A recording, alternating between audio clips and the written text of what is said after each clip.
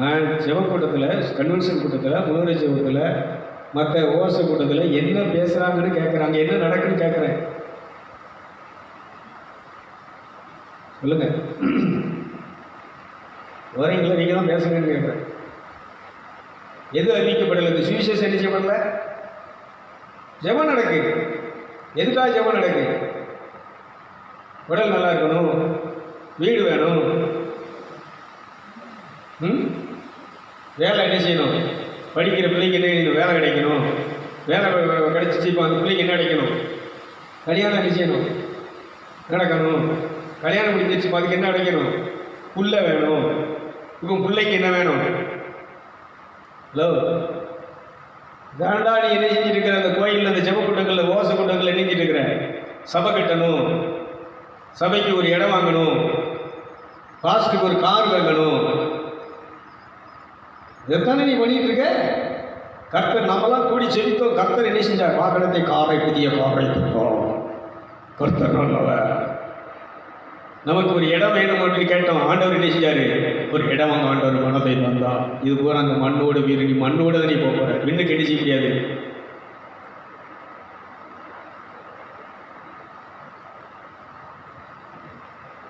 அதனால் சிலருக்கு இது என்ன செய்யணும்னு சொன்னால் கொஞ்சம் கடுப்பாக தான் இருக்கும். ஏன்னா நீ மனம் திரும்பி இந்த யோனாவை போல மனம் திரும்பி நீ என்ன செய்யணும்னு சொன்னால் அந்த தேவனோடு சேர்ந்து நீயும் இந்த பரலோக ராஜ்யத்துக்கு வரலையா?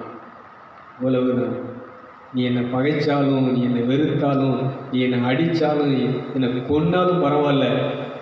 ஏன்னா உனக்குள்ளே இருக்கக்கூடிய ஆன்மா வெளியேறப்பட்டு கைதுகளை பார்ப்போம். நீ அந்த பரலோகத்துக்கு வரணுங்கிறதுக்காக நீ மனம் திரும்பி பேசுகிற. கூட்டம் வந்துட்டு பணம் வருது, நாங்கள் பில்டிங் கட்டிட்டோம், கோயில் கட்டிட்டோம், வீடு கட்டிட்டோம், கார் வாங்கிட்டோம், காரில் போகிறோம் நினச்சிருக்கியா? இந்த சபைகள் எல்லாம், இங்கே இந்த பூமியில் இருக்கக்கூடிய மரங்கள் எல்லாம், சபைகள் எல்லாம் எங்கே வராது? இந்த சபை அங்கே இருக்கா?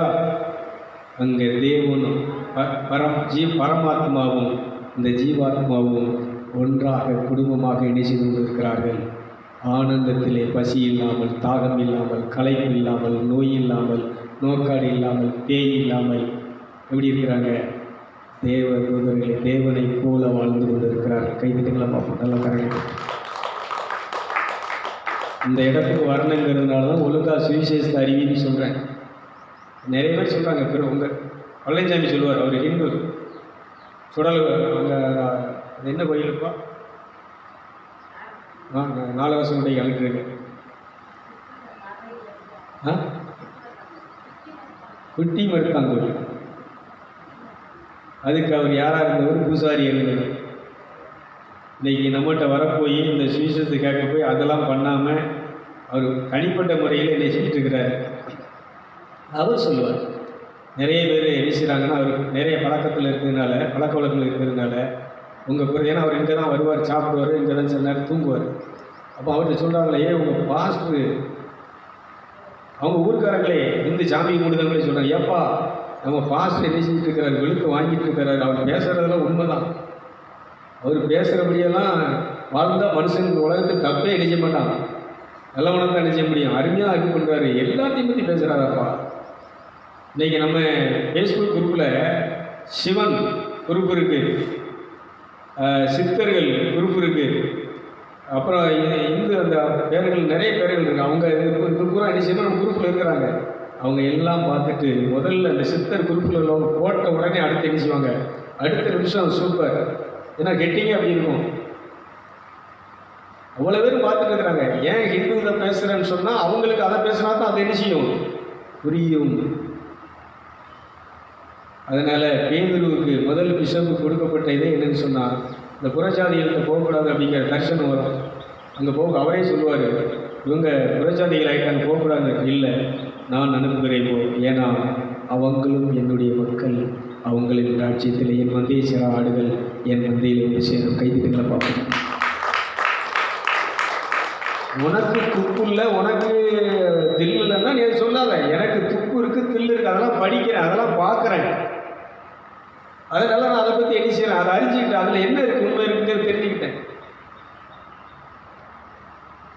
கிருஷ்ணருடைய இது என்ன தெரியுமா, அவ்வளவும் இந்த மனுஷன்கிட்ட இருக்கக்கூடிய இந்த ஊழியருடைய செயல், அகந்தை, ஆணவம், கோபம், வெறுப்பு, இது எல்லாத்தையும் அழிக்கிறதுக்குரிய அத்தனை வேலையும் பண்ணது யாருன்னா கிருஷ்ணன். அர்ஜுனனுக்குள்ள இருந்தது, ஸ்ரீ இவங்களுக்குள்ள பேரலாவர் மட்டுக்கு துரியோதனுக்குள்ள இருந்த எல்லா அகந்தையும் அழிக்கிறதுக்கு வெறும் இதை பாடுபட்டு உபதேசம் பண்ணவர், அவங்களுக்கு இந்த இதை போதிச்சவர் யாருன்னு சொன்னால் அவர் தான். கம்சனை வர்ணம் செஞ்சது யாரு தெரியுமா? கிருஷ்ணன் தான். இதெல்லாம் ஏன் வதம் செஞ்சாரு? இவங்கெல்லாம் இந்த கடவுளுக்கு படைச்சவருக்கு, இந்த மனிதர்களுடைய ஆன்மாவுக்கு, உயிர்களுக்கு எதிராக வாழ்ந்தவர்கள், இதை அழிக்க முடியாத வாழ்ந்த அரக்க சக்திகள். அதனால் அவங்கள வதம் செஞ்ச யார் வதம் செஞ்சாங்கன்னா, நீ பண்ண முடியுமா? நீ பாஸ்டர் படித்து என்ன செய்ய, நீ ஜாமியாருக்கு படித்து என்ன செய்ய, உன்னால் இதை பண்ண முடியுமா? அப்படி அவங்க வாழ்க்கை இந்த உடலை ஒடுக்கி 3 மனைவி அவருக்கு. இந்த மனைவிகளை பூரா தங்கச்சா வச்சிருந்தாரு. இந்த உலகத்தில் பாதுகாப்பு இல்லாத பெண்களுக்கு பாதுகாப்பு கொடுத்த ஒரு மகான்.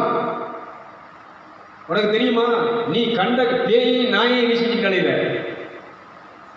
அவங்கெல்லாம் அப்படி இந்த கடவுளை நேசிச்சு வாழ்க்கையை தியாகம் பண்ணி, இந்த உடலினுடைய ஆசைகளை தியாகம் பண்ணி நேசிச்சவங்கன்னா புனிதர்களைப் போல பரிசுத்தமாக வாழ்ந்த, பூமியில் கடவுளுக்காக வாழ்ந்த, தேவ ராஜ்யத்திற்காக வாழ்க்கையை சித்திரவதை அனுபவித்த, பாடுகளை அனுபவித்த, நிந்தைகளை அனுபவித்த மகான்கள், ரிஷிகள்.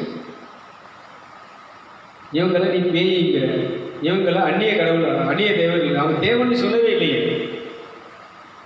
தேவ அவதாரங்கள். இந்த பூமியில் மனுஷன்தான், மனுஷனாக தான் நினைச்சாங்கன்னா வாழ்ந்தாங்க. மனுஷ அவதாரத்தில் தான் நினைச்சாங்கன்னா அன்னைக்கு ஏசு இல்லை, அதனால யாருடைய பேரை உச்சரிச்சாங்க? அந்த சொல்லுங்க, யாருடைய பேரு? அவங்க யாரை கும்பிடுறாங்க? யாரை பேரை உச்சரிக்கிறாங்க?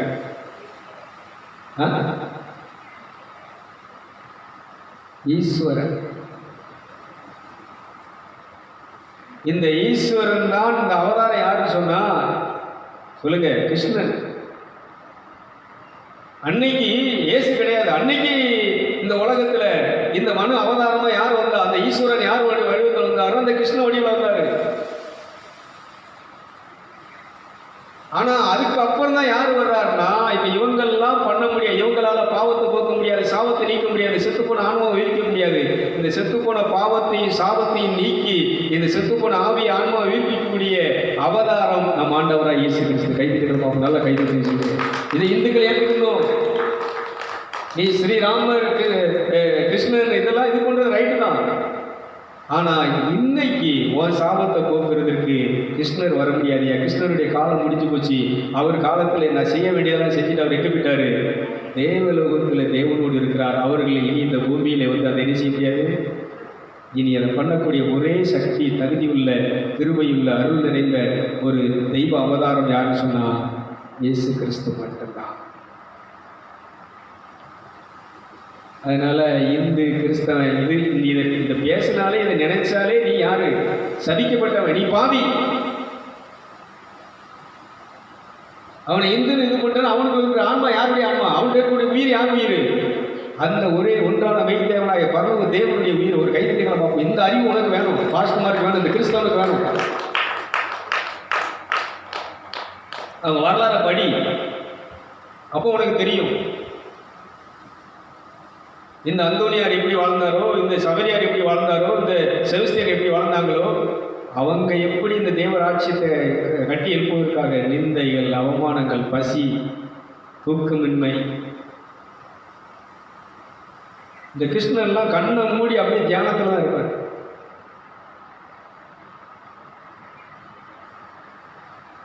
எல்லாம் நீங்கள் பிரிச்சுக்கோங்க. அதனால அவங்கள பற்றியெல்லாம் தெரியாதுங்க. ஒன்று நீ தெரிஞ்சு பேசு, இல்லைன்னா தெரியலன்னா நிச்சயாத பேசாத, அது பாவம். நான் இன்னைக்கு பேசுகிறேன், அன்றைக்கி இதை கேட்டு இன்றைக்கி எவ்வளோ பேர் இன்றைக்கி என்ன செஞ்சுட்டு இருக்கிறாங்க? ஹிந்துஸ் நண்பர்கள் எனக்கு ஃப்ரெண்ட்ஸாக இருக்கிறாங்க.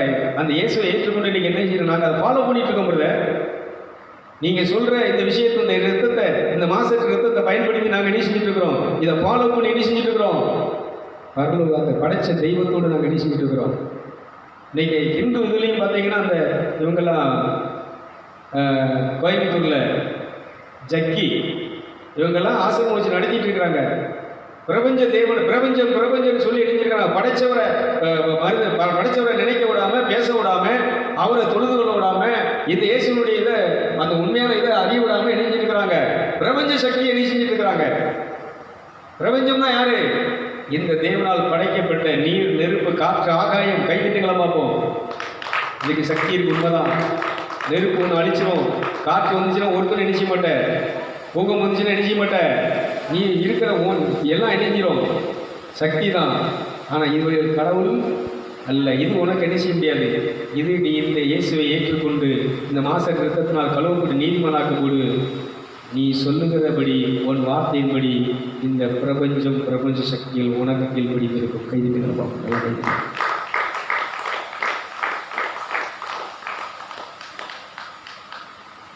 அதனால் எனக்கு அன்புக்குரியவர்களை ஒரு விஷயத்தை நீங்கள் நல்லா புரிஞ்சுக்கணும். அதனால் இந்த இரத்தம், மாசற்ற விளையாடப்பட்ட இரத்தம், இயேசுவின் நாமம், இதெல்லாம் சக்தி அஸ்திரங்கள் அப்பா. நான் விரல்களினாலே பிசாசுகளை துரத்துகிறபடியினால் தேவனுடைய ராட்சியம் வந்திருக்கிறது. கைது பார்ப்போம். கிருஷ்ணனுடைய ஆயுதம் என்ன தெரியுமா? இந்த விரலில் இருக்கக்கூடிய சுதர்சன சக்கரம்.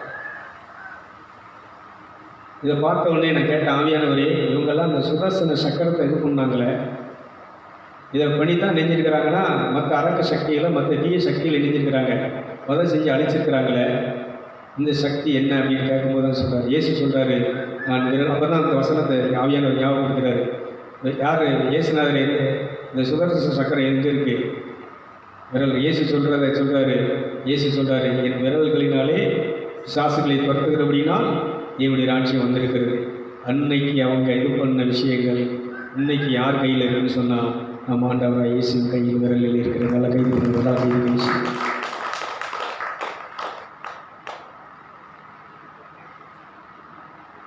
நான் முன்னாடி இந்த கேலிங் ட்ரெயின் நடக்கும்போது சொல்லுவாங்க, அந்த கை நீட்டி இது பண்ணும்போது, நீங்கள் கை நீட்டி இது பண்ணும்போது என் கண்ணில் குத்துற மாதிரி இருக்குங்க நீங்கள் நீட்டுறது அப்படிமா. அதில் இந்த மக்கள் நம்மகிட்ட பேச வர்றாங்க, கூப்பிட்டு அவங்க கருத்துக்களை சொல்கிறாங்க, விண்ணப்பங்களை சொல்லுறாங்கன்னு இவங்ககிட்ட கவுன்சிலிங் அதில் உட்காந்து நேரத்தை மனுஷனோடு செலவழித்து கடவுளோடு செலவழிக்காமல் நிறைய நம்ம இணைஞ்சிட்டேன். என்னுடைய அதை சக்தி இணைஞ்சிட்டேன். இப்போ தான் அந்த அறிவு வந்து மக்கள் கம்யூனிகேஷனே, உன் உதவியும் வேண்டாம், உன் ஓத்துருவும் வேண்டாம், உன் உபகாரமும். என்னைக்கு நான் தனியாக இடிச்சு போகிறேன், எல்லாத்தையுமே இது பண்ணிட்டு போகிறேன்னு எனக்கே தெரியாது. உன்னை ஒன்று அவர் மட்டும்தான் என் கூட இருக்க முடியும். வேறு யாரும் என்ன செய்ய மாட்டாங்க? சொல்லுங்களேன்.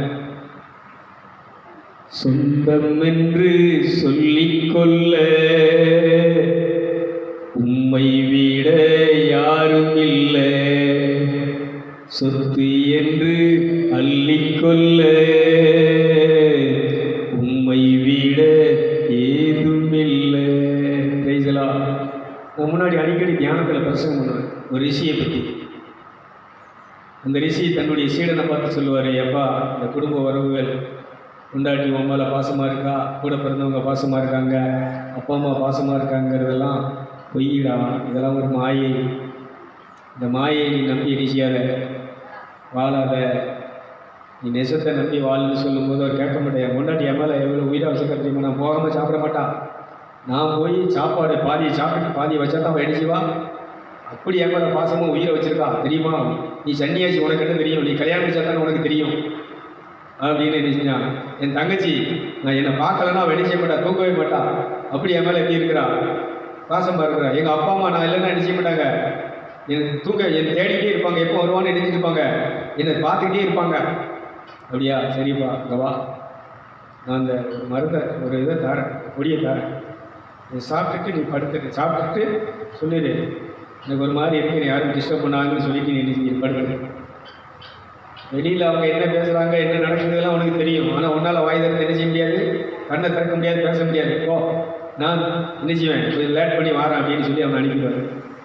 இவன் வந்து கொண்டா எனக்கு ஒரு மாதிரி இருக்குது அப்படின்னு சொல்லிட்டு வெண்ணி கொண்டான்னு சொல்லி அந்த வெண்ணியை வச்சு இந்த பொடியை போட்டு குடிச்சிட்டு உட்காந்துருப்பான், மயங்கி விழுந்துருவான்.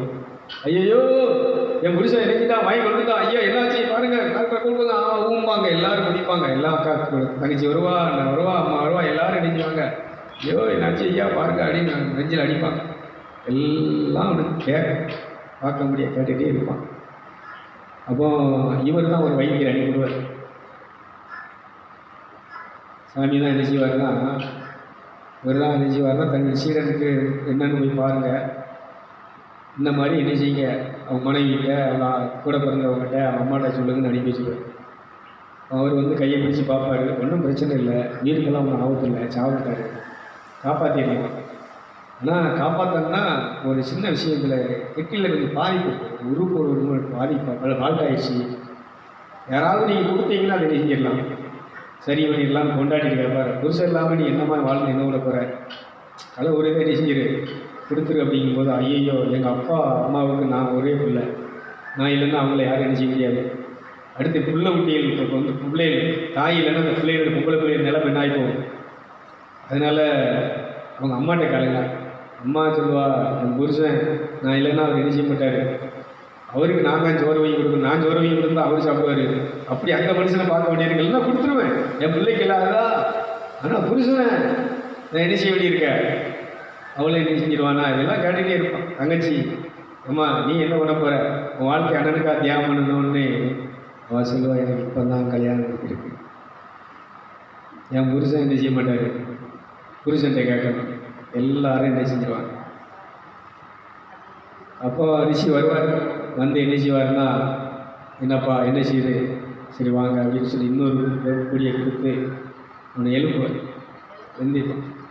எழுப்பின உடனே சொல்லுவான், சாமி எத்தனையோ உபதேசம் பண்ண எனக்கு அறிவில்லை, இன்றைக்கி தான் எனக்கு உண்மை தெரிஞ்சிருக்கு, போதும் இவங்களோட வாழ்ந்தது, உன் கூட வருகிறேன்னு சொல்லி எல்லாத்தையும் போட்டு அந்த பையன் மட்டும் தூக்கி போட்டு அவருக்கு பின்னால் போக ஆரம்பித்தான்.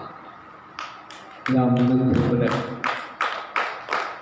என்னை விட உன் தாயையோ தகப்பனையோ உன் மனைவியையோ சொத்துக்களையோ நிலைய உன் உயிரையே நீ நேசித்தால் எனக்கு சீடனாக நீ வர முடியாது. தான் மனம் திருப்பதல். கைதுக்கு நம்ம நல்லா காரணம் இருக்கிறாங்க, வச்சுக்கோ, கடமையை செய்.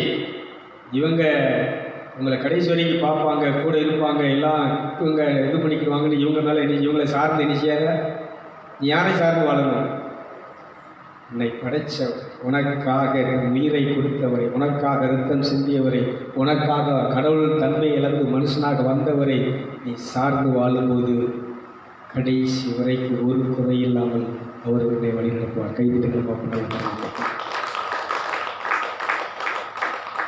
அதனால் இன்றைக்கி நம்முடைய ப்ரேயர்லாம் எப்படி இருக்குன்னு சொன்னால், சூழ்நிலைகளை மாற்றுங்க ஆண்டவரே. ஜப கூட்டங்கள், உபவாச கூட்டங்கள், கன்வென்ஷன் கூட்டங்கள்லாம் இருக்குன்னா, எங்கள் பிரச்சனையை மாற்றுங்க ஆண்டவரே, எங்கள் சூழ்நிலையை மாற்றுங்க ஆண்டவரே, எங்கள் வறுமையை மாற்றுங்க ஆண்டவரே அப்படின்னு சொல்லி எல்லாரும் என்ன செஞ்சுருக்கிறோன்னா, நம்ம பிரச்சனைக்காக தானே ஜெபம் பண்ணிட்டு இருக்கிறோம். என் புருஷனை மாற்ற ஆண்டவரே, என் பொண்டாட்டி மனசை மாற்றுங்க ஆண்டவரே, இந்த பிள்ளை குடிச்சிட்டு அலையினா அவன் மனசை மாற்றுங்க ஆண்டவரே, அப்படி சூழ்நிலையை தான் மாற்ற சொல்லி ஆண்டவர் என்ன சொல்கிறாருன்னா, நம்மளுடைய வாழ்க்கை, நம்முடைய மனதை மாற்றும்படி எதிர்பார்த்து கொண்டிருக்கிறார். கைதிட்டங்களை பார்ப்போம், நல்லா கரெக்டாக. மத வழிபாடு என்ன சொல்லுதுன்னா, சூழ்நிலையை மாற்ற சொல்லி இணைஞ்சிட்டு இருக்கு, ஜெபம் பண்ணிட்டு இருக்கு. இந்த மதத்தில் இருக்கிறவங்களும் சூழ்நிலையை மாற்ற சொல்லி, ஆனால் தேவன் என்ன சொல்றார், ஆன்மீகம் என்ன சொல்ற, ஆன்மீக வழிபாடு என்ன சொல்லுதுன்னு சொன்னா, உன்னை மாற்று. மனம் அது செம்மையானால் மந்திரம் ஓத வேண்டியதில்லை, பிரார்த்தனை தேவையில்லை, பிரேயர் தேவையில்லை, மன்றாட்டுகள், விண்ணப்பங்கள், நீ உன் மனசை மட்டும் என்ன செஞ்சால் போதும். இதை சொல்கிற நம்ம இவன் ஐயோ இவன் யாரு? அதனால் ஒரு விஷயத்தை நல்லா படிச்சுக்கோங்க. இந்த மாதிரி சூழ்நிலையை மாற்ற நான் மாறணும் ஆண்டவரை, என்னை மாற்றும். எப்படி எதுக்கு மாற்றம் சொன்னால், இயேசுவே உம்மை போல் நான் மாற வேண்டும். கைதிட்டங்களை பார்ப்போம். இயேசுவே உம்மை போலாக வாஞ்சிக்குதே என் உள்ளம். இயேசுவே உம்மை போலாக வாஞ்சிக்குதே என் உள்ளம். பாவம் அறியாது, பாவமே செய்யாது,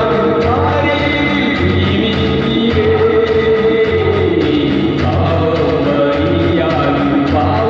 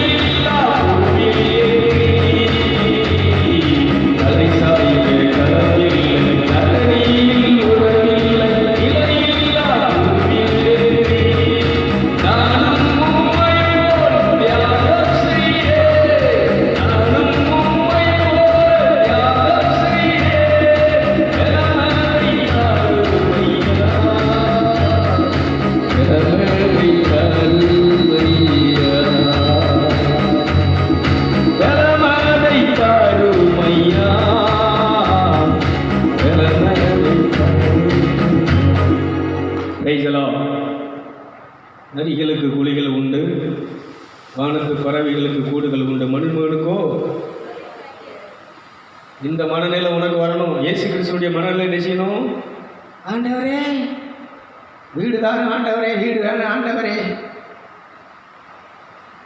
ஏன் இயேசுக்கு என்ன ஒன்றும் இல்லையா? அவர் இந்த பூமியிலே அவர் சொல்லுகிறார், என் தகப்பனை எனக்கு பரலோகத்திலே நீர் வீடு வைத்து கொள்ளப்போம்.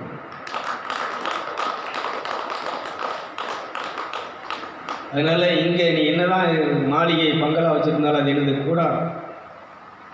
நீ எவ்வளோ பெரிய ஏசி சர்ச் வச்சுருந்தாலும் அது என்னது? ஆனால் பரலோகத்தில் தான் உனக்கு என்ன இருக்குது? சர்ச்சு அங்கே தான் இருக்குது, மகிமை நிறைந்த ஒளி நிறைந்த.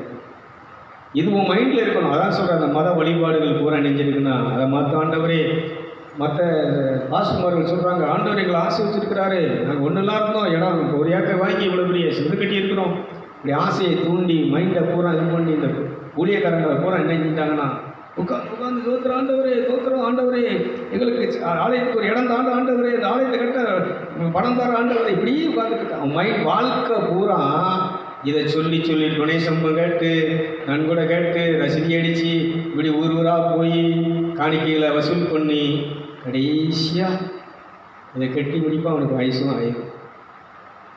அப்புறம் என்ன செஞ்சிருவான் சொல்லுங்களேன்? வாழ்க்கையே ஒரு சர்ச்சுக்காக, சர்ச்சை பில்டிங் கட்டுறதுக்காக இவன் ஊழியம் பண்ணி என்ன செஞ்சிருவான்னா செத்து எங்கே போயிடுவான்? குடிக்கல விடுவான். பரலோகத்துக்கு என்ன செய்ய முடியாது? பரலோகம் கொண்டா நீ என்ன பண்ணணும்?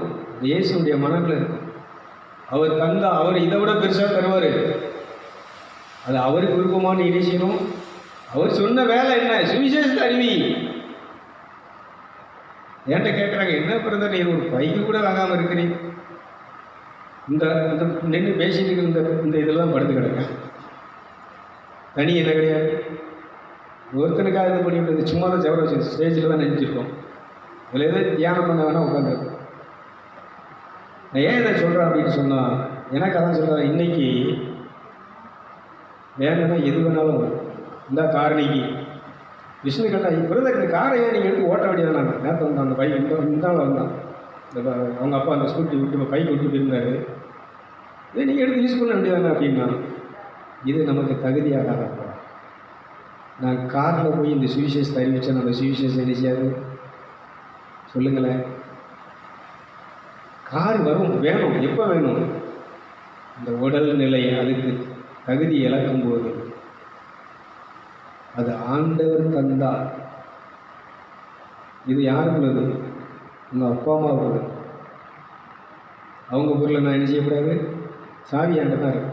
2 வண்டிக்குள்ளே சாவி ஆண்டு தான் இருக்கு. இன்றைக்கி யார்கிட்ட வேணாலும், யார் வீட்டில் போனாலும் சரி, என்ன கேட்டாலும் என்ன செய்யும்? எடுத்துகிட்டு போங்கன்னு தான் சொல்லுவாங்க. எந்த தோட்டத்தில் போய் காய்கறி வேணாலும் அப்படி என்ன வேணாலும் பறிச்சுட்டு போன தான் சொல்லுவாங்க. பிறருடைய உடமையை நீ நிச்சயமாக வரல உன் உதவி.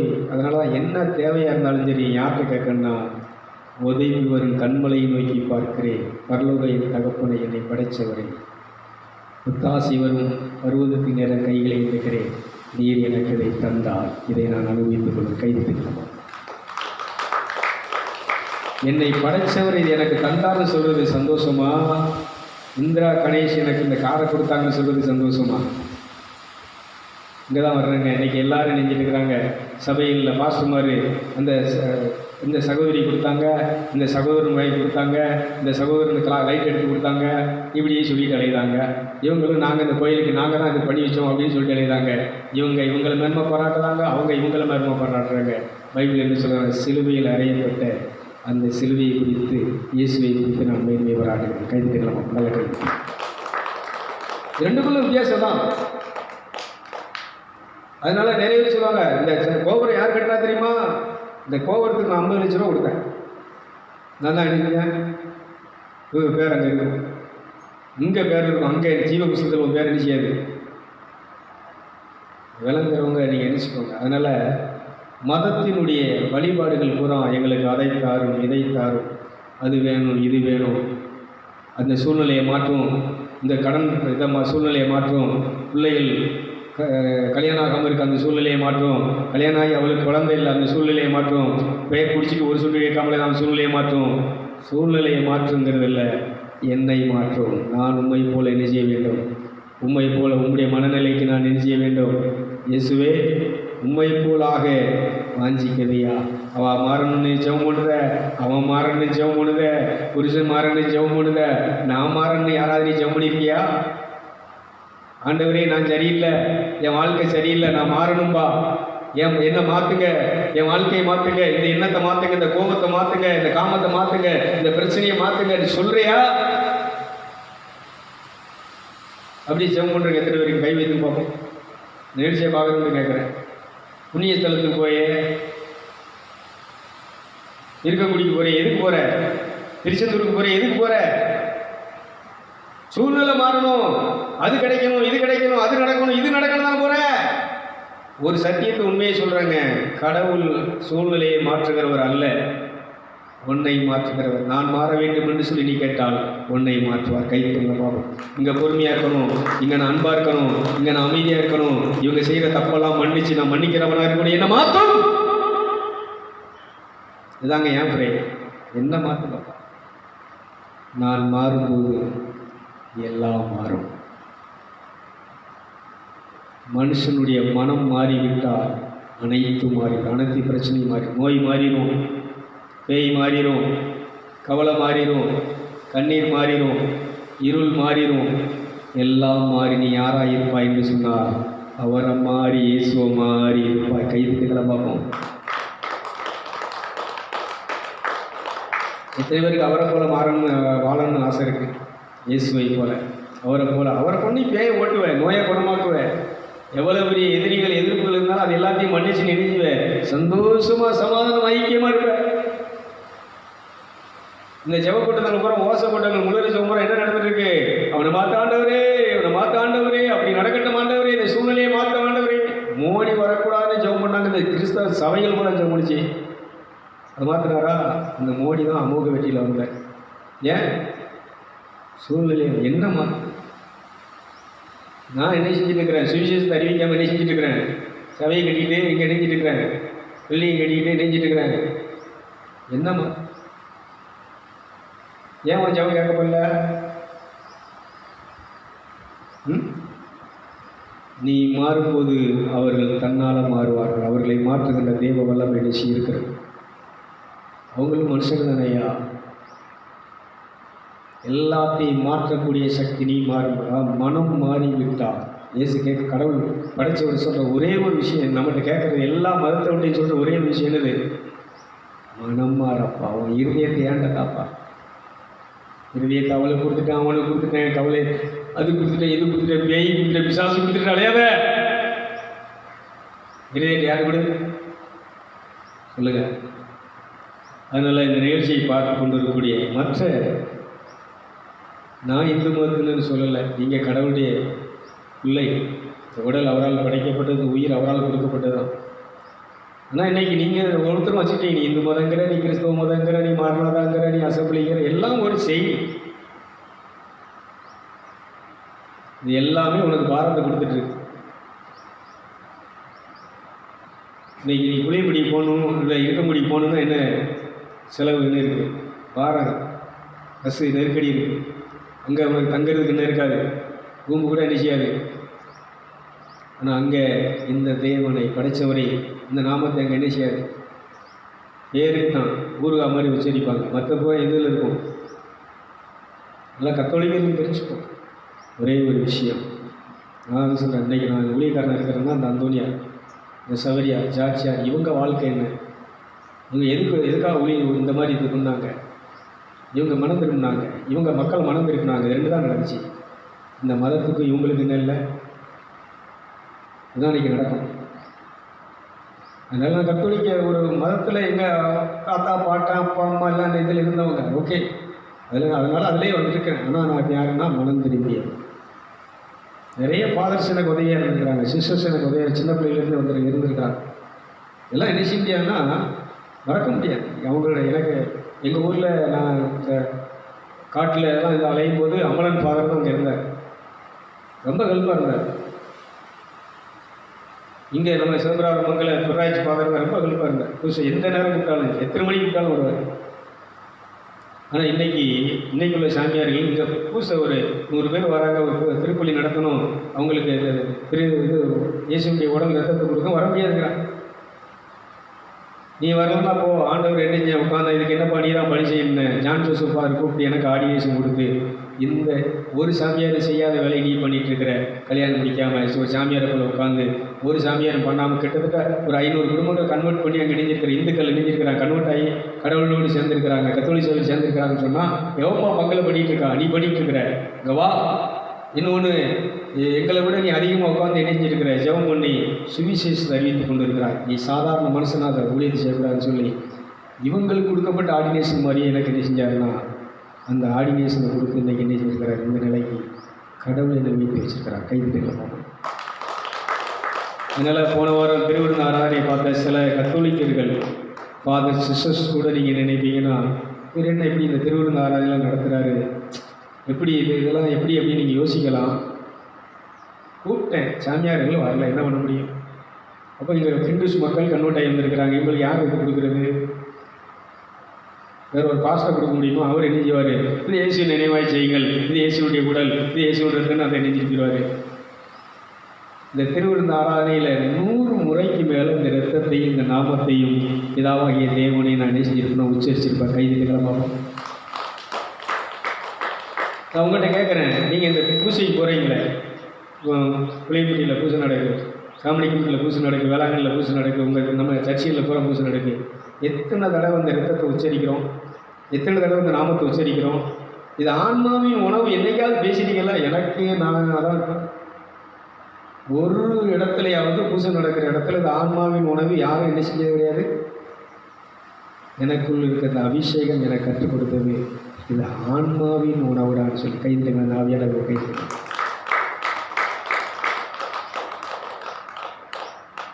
அதனால் போன வாரம் கூட எனக்கு திருவிருந்த ஆராதனை நடத்திட்டு அந்த ப்ரோக்ராம் ஏற்றி விடும்போது நம்ம கத்தோலிக்க குரூப் நிறைய பார்க்குறாங்களே, இவங்க எப்படி ஒரு இதெல்லாம் நடத்துகிறாருன்னு கூட யோசிக்கலாமே அப்படிங்கிறதுக்காக அந்த விளக்கத்தை கொடுத்தேன். திருவிருந்த ஆராதனைக்கு சாமியார்கள் என்ன செய்யலைன்னா, இப்படி மக்களை மனம் திருப்பி இங்கே ஒரு 100 பேர் வர்றாங்க, அவங்களுக்கு ஒரு பூசை கொடுக்கணும், அவங்களுக்கு இந்த ஆண்டவனுடைய நற்கருணை கொடுக்கணுங்கிறதுக்கு என்ன செய்யறதுக்குள்ள இது காரணம் என்ன? சொல்லுங்க. அப்போதான் ஞானசம் சொன்னார், எந்த சாமியாருக்கோ அந்த மாதிரி ஞானசாமி கொடுத்து மக்களை இதில் கத்தோலிக்க சபையில் சேர்த்துருக்காங்கன்னு சொல்லு.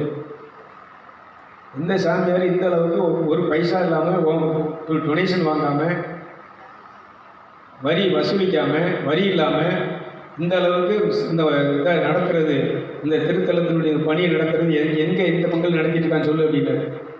இல்லை,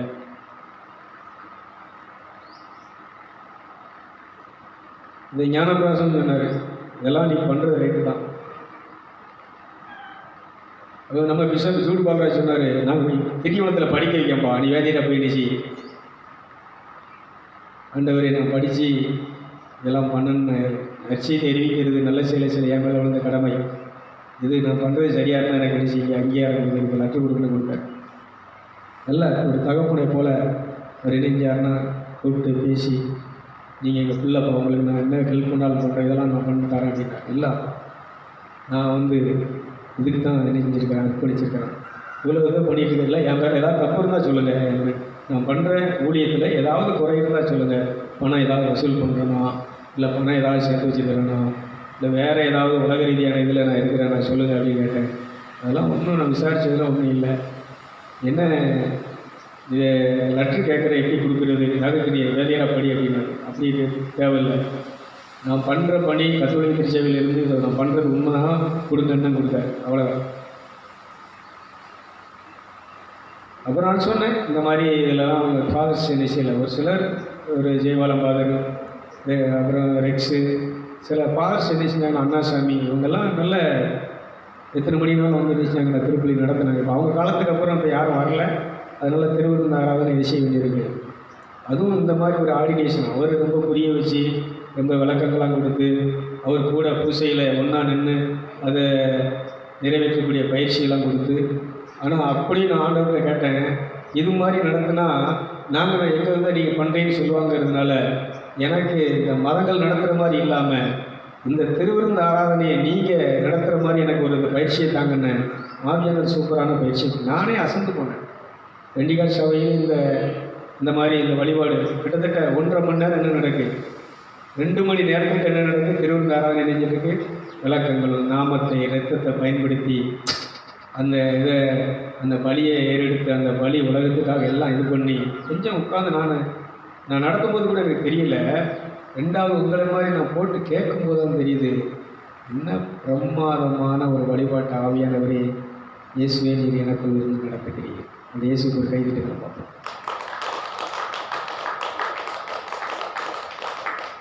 இது மாதிரி நீங்கள் பூசையில் எங்கே பூசைக்கு போனாலும் சரி, இந்த உடலை நீங்கள் என்ன செய்யணும், என் ஆன்மாவின் உணவு. இப்பூசையிலையும் பாருங்கள், இந்த நற்கனை கொடுத்த அடுத்த 5 நிமிஷத்தில் திருப்பலி முடிந்தது, எல்லாரும் என்ன செய்யுங்கள் சென்றுவார். ஆனால் நம்ம இதை எடுத்ததுக்கப்புறம் எவ்வளோ நேரம், 1/2 மணி நேரம் 3/4 மணி நேரம் என்ன செஞ்சுட்ருக்குறோம். இந்த ரத்தத்தை பயன்படுத்தி, இந்த உடலை பயன்படுத்தி பிசாசை இது பண்ணி, நோயை குணமாக்கி, சாபத்தை நீக்கி, பாவத்திலிருந்து எங்களுக்கு ரத்தம் விடுதலை செய்கிறது, எங்கள் ஆன்மாவுக்கு ஜீவனை கொடுக்கிறது, சக்தியை கொடுக்கிறது, பலத்தை கொடுக்கிறது. நான் மறுரூபமாகி கொண்டு இருக்கிறேன், நான் புதுப்படைப்பாகி கொண்டு இருக்கிறேன்.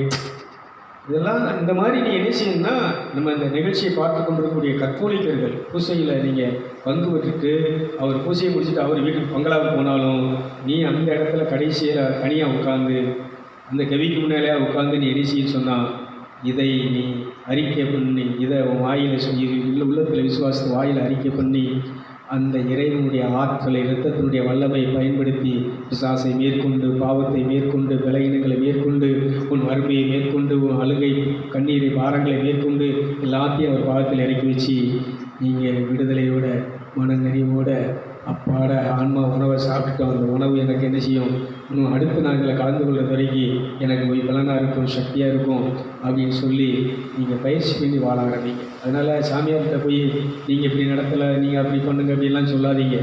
அவங்க திருச்சபை ஒரு இதை வச்சுருக்க, அதில் தான் என்ன செய்ய முடியும், இருக்க முடியும், அதைத்தான் அவங்க பண்ண முடியும். அந்த ஒவ்வொரு நாளும் அந்த வாசகம் கொடுத்துருக்க அந்த வாசகத்தை தான் பண்ண முடியும். அதனால் அதில் நீங்கள் இந்த உடலை, ரத்தத்தை நீங்கள் என்ன செய்யுங்கன்னா, திருப்பலியில் கலந்து இதை உட்கொண்ட உடனே கண்ணை மூடி தனியாக உட்காந்து இந்த மாதிரி ரத்தத்தை பயன்படுத்த ஆரம்பிங்க.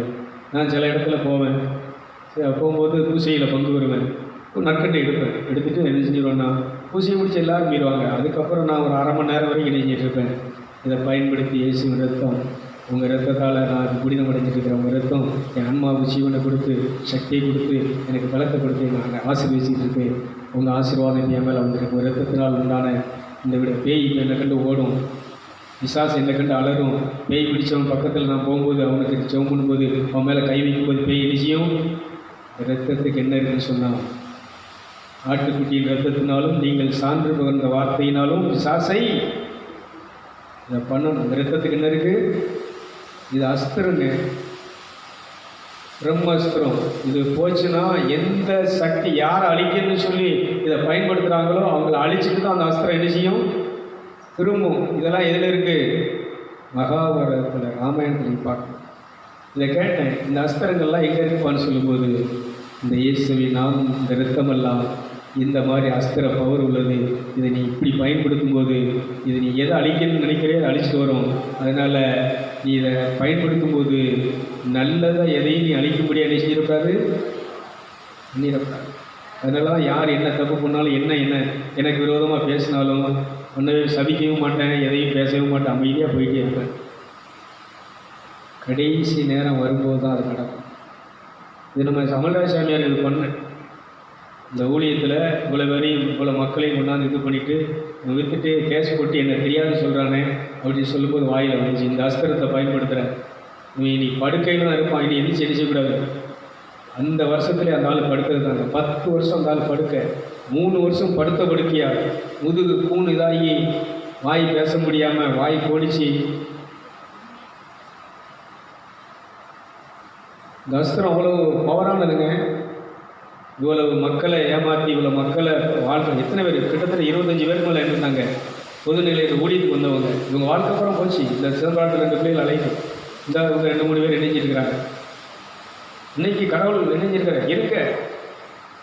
அப்போ தான் நான் என்ன செஞ்சேன், இந்த வித்ததும் இல்லாமல் இவங்களை எனக்கு தெரியாதுன்னு சொல்கிறானே அப்படின்ட்டு தான் அன்னைக்கு அந்த கோர்ட்லேருந்து வந்தவுடனே இதே இடத்துல இந்த தேக்க மரத்தில் நின்று தான் என்ன செஞ்சேன் நான் இந்த அஸ்திரத்தை, இது உண்மையிலே இந்த அஸ்திரத்தை பயன்படுத்துகிற இந்த ஆளை என்ன செய்யக்கூடாது, இனி என்ன செய்யக்கூடாது.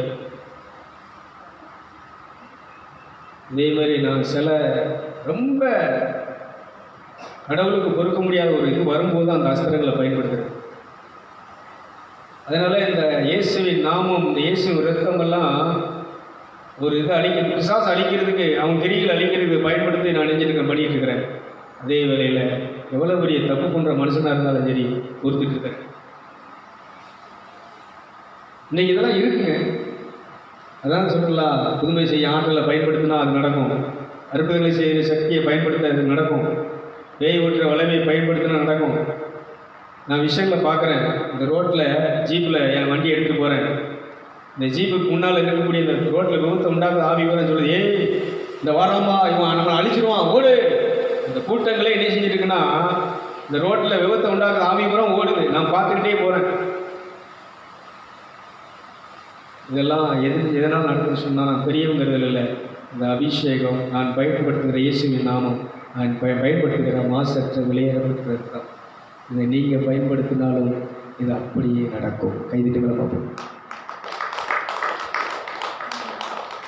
அதனால் இந்த தேவசாய நிகழ்ச்சியை பார்க்கிற நீங்கள் புனிதராக வாழ முடியும். ஒரு புனிதர் போல அற்புதங்களை செய்ய முடியும், புதுமைகளை செய்ய முடியும். எதனால்? இந்த நாமத்தினால், இந்த இரத்தத்தினால். இதை ராத்திரி பகல் வீட்டில் இருக்கும்போது, நீ படுக்கும்போது, நீ தூங்கும்போது, எல்லா நேரத்திலையும் மனசில் ஒரு சிந்தனையில் எது இருக்கணும் சொல்லுங்கள். முன்னாடி இருந்துச்சு, ஜெபமாலை இருந்துச்சு, அந்தோனியார் கொண்டாட்டம் இருந்துச்சு, சௌரியார் கொண்டாட்டம் இருந்துச்சு, எல்லா புனிதருடைய இதுவும் இருந்துச்சு. ஆனால் இப்போ ஒன்றே இருக்கிற இயேசுவின் மாசற்ற விளையாடப்பட்ட 2, இயேசுவின் நாமம் 3, சொல்லுங்க, பரிசுத்த ஆவியின் அபிஷேகம். கைதிகள் பார்ப்போம், நல்லா கரெக்டாக. இந்த அக்கினியை அனுப்புனா போதும், எதை அழிக்கணுமோ எரிக்கணுமோ எரிச்சு வந்துடும். ஆவியானவர் நம்ம என்ன உத்தரவிடுகிறோமோ அதை செய்கிறவர். ஆவியானவரே இப்போ என்னை வழி நடத்துங்க, செய்கிறவர். ஆவியானவரே இந்த தீய சக்திகளை இப்பொழுது நீங்கள் என்ன செய்ய, அழித்து உங்களுக்கு விடுதலை விடுங்க, அதை செய்கிறவர். என்னுடைய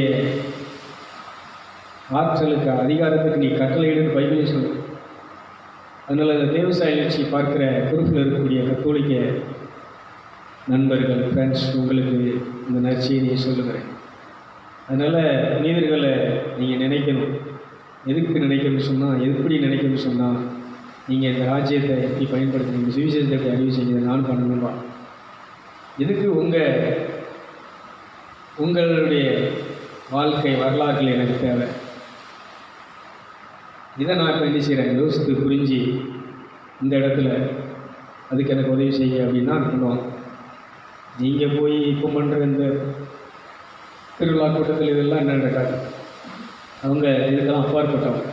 சரி பார்ப்போம். அதனால் நீ நேரம் ஆயிடுச்சு, இப்போது நம்ம என்ன செய்வோம், கொஞ்சம் நேரம் ஒரு 10 நிமிஷம் இன்றைக்கி கொள்கை, ஏன்னா இது விளக்கணுங்கிறதுனால இன்றைக்கி இவ்வளவு இது விஷயத்தை நான் அறிஞ்சிருக்கேன்னா உங்களுக்கு. அதனால் ஒன்று சொல்லுவேன், முடிக்க போகிறேன். ஒரு விஷயத்த சொல்கிறேன். நீ படைத்தவரை அவரோடு இணையிலன்னா புயல் இருந்துகிட்டே தான் இருக்கும். நீ இருக்கமுடிக்கு போ, நீ திருச்செந்தூருக்கு போ, இல்லை நீ ஐயப்ப கோயிலுக்கு போ, இல்லை நீ வேளாங்கண்ணிக்கு போ, நீ எந்த கோயிலுக்கு வேணாலும் போ, கழுவுமலைக்கு போ, இல்லை கரட்டு மலைக்கு போ, எங்கே வேணாலும் நீ போ.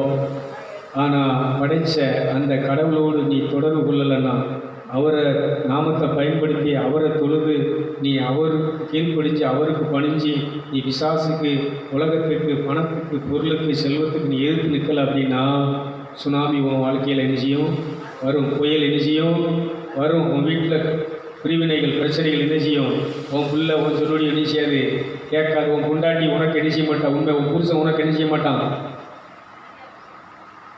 இதெல்லாம் ஏன் நடக்கு அப்படின்னு சொன்னால், அந்த ஒருத்தரை நீ மறுதளித்து ஒருத்தரை மறந்து நீ வாழ்கிற அப்படின்னா உன் குடும்பத்தில் இத்தனை என்ன செய்யுது நடக்கு நடக்கு நடக்கு, இல்லைன்னா இனி நடக்கும். எத்தனை பேருக்கு விளங்குது? ஹலோ, என்ன புரிஞ்சிச்சா? அதனால் உண்மை பிரிந்து வானகம் சென்றாலும் நீர் என்னோடு, நான் பாதாளம் சென்றாலும் நீர் என்னோடு கூட என்ன செய்கிறேன். இதாங்க உண்மை. அதனால் என் வாழ்க்கையில் நான் அனுபவிச்சோம்பார். நான் சொல்லலாம், என்ன போல் பக்தியா ஜெபமாலை சொன்னது, மன்றாட்டுகளை சொன்னது, நிக்கிலேயர் மன்றாட்டு அதெல்லாம் 40 நாள் சாப்பிடாம அட்டியாக இருந்து என்ன செஞ்சோன்னா அதெல்லாம் பண்ண பயங்கர சக்தி, அதெல்லாம் பவர் இருக்கும். இந்த அடி அது சொல்லும்போது பார்த்தா இந்த அடி திண்டுன்னு என்ன செய்யும், நெஞ்சில் அப்படி உள்ள காய்ச்சி போய் தான் இருந்துச்சு. அது ஒரு ஒளியின் ஆவி. அதுக்கப்புறம் தான் கற்றுக்கிட்டேன், ஓ கடவுளுடைய பேரை உச்சரிக்காமல் கடவுளோடு நம்ம இல்லைன்னா, கடவுள் கொடுக்குற அந்த அருள் அபிஷேகம் தான் உண்மையான ஒளி, கடவுளுடைய அபிஷேகமே தவிர மற்ற எல்லாம் இன்றைக்கி மனுஷங்கிட்ட இருக்கிறது, சாமியார்கிட்ட, பூசாரிகிட்ட, ஐயர்கிட்ட இருக்கிறது கூட என்னன்னா ஒரு ஒளியின் ஆவி. இதை நிரூபிக்கணும்னு சொன்னால் எங்கே வேணாலும் நிரூபிக்க முடியும். இந்த அபிஷேக ஆவியானவரை பயன்படுத்தி ஒருத்தனுக்கு இருக்கக்கூடிய அந்த ஆவியை வெளியில் வாங்க என்ன செய்யும். இந்த ரெங்கசமுத்திரத்தில் கம்மாய்க்கில் ஒருத்தர் என்ன செஞ்சுட்டு இருக்கிறாரு. கேரளாவில் போய் ஒரு வைத்தியத்தை போய் உட்காந்து அந்த மந்திரங்களை படிச்சுட்டு வந்து என்ன செஞ்சுட்டு இருக்கிறாரு, சோசியம் பண்ணிட்டு இருக்கிறாரு. பேய்களை இது பண்ணிட்டு நெஞ்சிட்டு இருக்கிறாரு. நிறைய கூட்டம் வந்துட்டு இருக்குது. இந்த சிவபிரார வழக்கில் நெஞ்சிட்டு இருக்கிறாரு. இந்த ஒருத்தர் பண்ணிட்டு இருக்கிறாரு. கேரளாவில் போய் உட்காந்து நெஞ்சிருக்க அந்த மந்திரங்களை படிச்சுட்டு நெஞ்சிருக்கிறாங்க. வந்து இது பண்ணிட்டு இருக்கிறாங்க. நீ கடவுளுடைய பிள்ளை, அவர் பாதத்தில் காத்துரு. அவன் எத்தனை நாள், 40 நாள் இல்லை ஒரு 90 நாள் காத்திருந்து நெஞ்சிட்டு வராங்க. நிறைய பாஸ்டர்களும் அங்கே போய் இந்த மாதிரி பண்ணிகிட்டு இருக்காங்க. கேரளாவில் போய் இந்த வசிய மந்திரங்களை படிச்சுட்டு இந்த மாதிரி ஊருக்குள்ள வந்து சபையில் இது பண்ணிவிட்டு அந்த மை வேலையில் பண்ணி என்ன செஞ்சுட்டு இருக்கிறாங்க. மக்களில் மந்திரவாதம் பண்ணி நெஞ்சிட்டு இருக்கிறாங்க. நோய்களை இது பண்ணுறேன், பேசவும் பண்ணுறேன், இதை பண்ணி நெஞ்சிருக்கிறாங்க. பண்ணிட்டு இருக்கிறதாகலாம் கேள்வி ப்ரூவ் பண்ணுறேன். ஒருத்தர் கூட தைரியம் சொன்னார், இதெல்லாம் உண்மை அப்படின்னு. என் தம்பி சொன்னான், இந்த இடத்துல அந்த இடம் இருக்குது கேரளாவில், இந்த இடத்துக்கு போய் நெஞ்சிட்டு இருக்கிறாங்க. இந்த மாதிரி ஒருத்தன் பாஸ்ட் பண்ணி இந்த மாதிரி மக்களை ஏமாற்றி இந்த நெஞ்சிருக்காங்க, நடத்திட்டு இருக்கிறாங்க. என் தம்பியோட சொன்னான். இப்படி நிறையெல்லாம் இருக்குது. அதனால் நான் மக்களுக்கு சொல்கிறது என்னன்னு சொன்னால், ஒரே ஒரு நற்செய்தி, நீ உட்கார், கடவுளுடைய பாதத்தில் காத்திருந்து மணந்திருந்து உங்களுக்கு பிரியமில்லை எல்லாத்தையும் விட்டுதம்பா, நீர் எனக்கு வேணும், உங்களுக்காக நான் எதை வேணாலும் இழக்க தயாராகிறேன், உயிர் இழக்க, பொருளை இழக்க தயாராகிறேன். இதான் புனிதர்கள், இதான் ஆன்மீகம், இதான் ஆவிக்குரிய. அதனால் இந்து சகோதரர்களுக்கு தான் சொல்கிறேன், அந்த படைச்சவரை, அந்த பரமேஸ்வரனை, ஈஸ்வரனை நீங்கள் நேசிங்கன்னா நேசித்து அவருக்கு நீங்கள் காத்திருந்து அவர்கிட்ட அந்த பலனை கேளுங்க. இந்த இயேசுவ ரத்தத்தை பயன்படுத்துங்க. இந்த இயேசுவை நீங்கள் என்ன செய்யுங்க, பயன்படுத்த ஆரம்பிங்க. மதத்தை விட்டுருங்க, இயேசு நமக்கு முக்கியமானவர் அப்படின்னு சொல்லி இந்த நிகழ்ச்சி நிறைவு செய்கிறேன். அப்படி எல்லோரும் எழுந்திருப்போம்.